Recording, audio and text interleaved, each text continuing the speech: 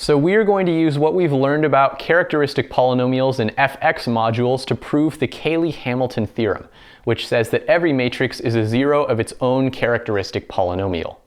To do that, let's suppose that we have some matrix. Then we know that matrix is going to correspond to a finite dimensional fx module, which we can write as a direct sum of cyclic modules like this. In particular, I'm going to use the invariant factor expansion here. You can check the video in the description where I prove how this works, but the idea is we can write it as a direct sum where we have the things in the quotient here being f sub I of x, where f1 is a polynomial that divides f2, f2 divides f3, and so on up to fm.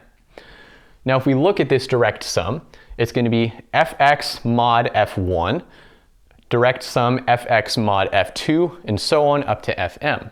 So one question you might ask is that if we have some element v that's in the module, what is fm of x times v? Well, we know that in this direct sum, each of these here is a quotient ring where we quotient out by one of these fi's. And when we do this multiplication in the module, it's just multiplication in the quotient ring.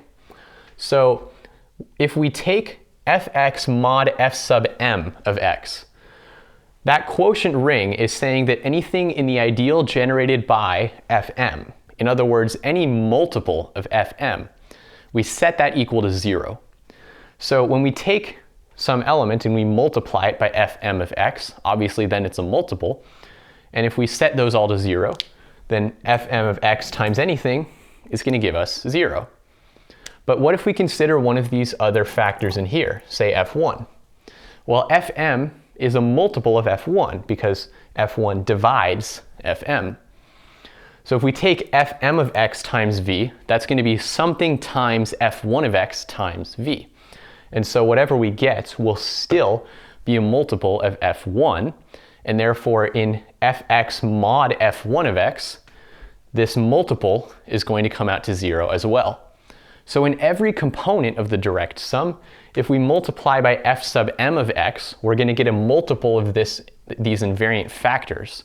And so in the quotient ring, anything that's a multiple of the invariant factor, that is 0. So we get 0, 0, 0, 0 for the entire module. Now if we multiply extra things over here, then of course anything times 0 is still going to give us 0. So what I'm going to consider is instead of just having fm, what if we take all of these factors and multiply them together? So f1 times f2 times dot dot dot all the way to fm, that polynomial times v. Again, of course, that's still 0 because it still has the factor of fm. But we know something about this product. This is the product of the things in the bottom of this quotient for our direct sum. But we know that that product, that's the characteristic polynomial of the matrix or of the module. And so we can write this as the determinant of xi minus a, where a is the matrix that describes multiplication by x in this module.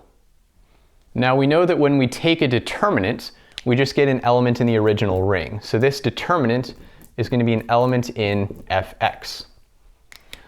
And what we're saying here is if we take the determinant of xi minus a, this polynomial, and we multiply it onto v, we get 0. So now let's remember how we multiply a polynomial onto a vector when we're looking at an fx module.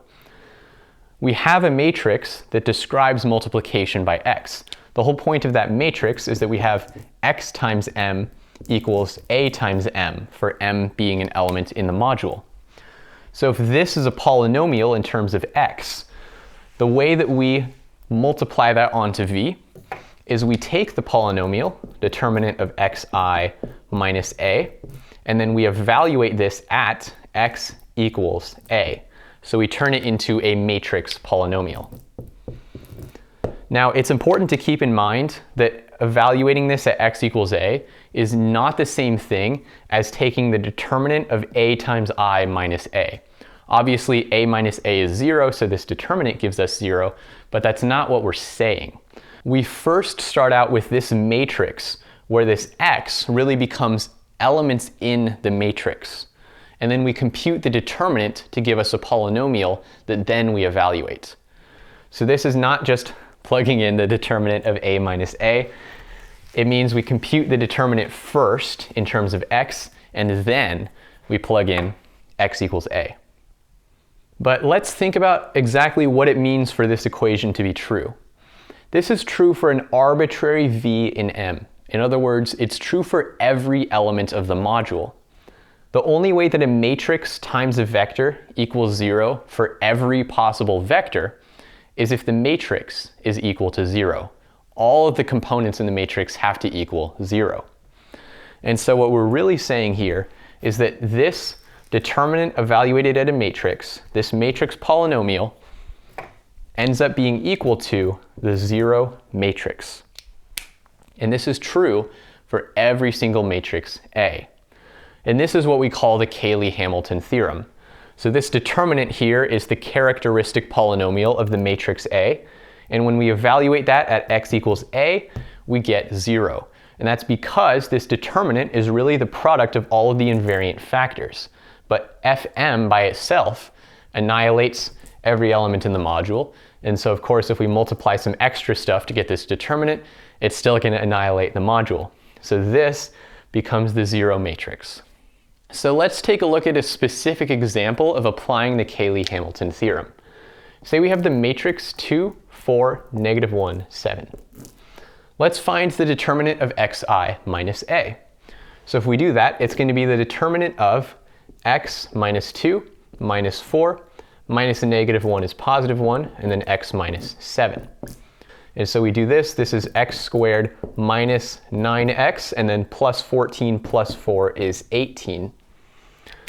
So now what we're saying is that with this matrix, a squared minus 9a plus 18 equals 0. Obviously, you can't take a matrix and just add 18. So this is really talking about 18 times the identity matrix. Now, let's actually figure out the square of this matrix and see if this equation is true. So if we take this matrix and multiply it by itself, let's see what we get.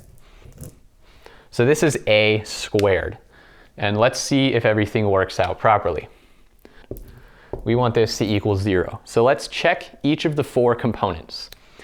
0 minus 9 times 2 is 18 plus 18 equals 0. That part works. 36 minus 36 plus 0 equals 0. That part works.